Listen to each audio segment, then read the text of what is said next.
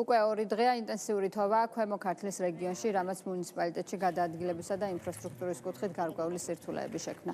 მიმდინარეობს გზების გაწმენდითი სამუშაოები. ყველა შესაბამისი სამსახური უწყვეტ რეჟიმში მუშაობს. გზები იწმინდება მათ შორის მაღალმთიან სოფლებშიც. ძლიერმა თოვლმა რიგ მუნიციპალიტეტებში გარკვეული პრობლემები შექმნა ელექტროენერგიის მიწოდების კუთხით მიმდინარეობს აღდგენითი სამუშაოები.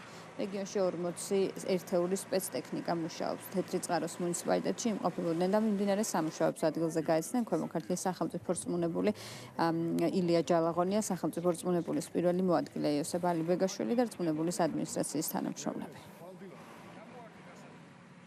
გარკვეული პრობლემები შექმნა განსაკუთრებით მაღალმთიან დასახლებებში.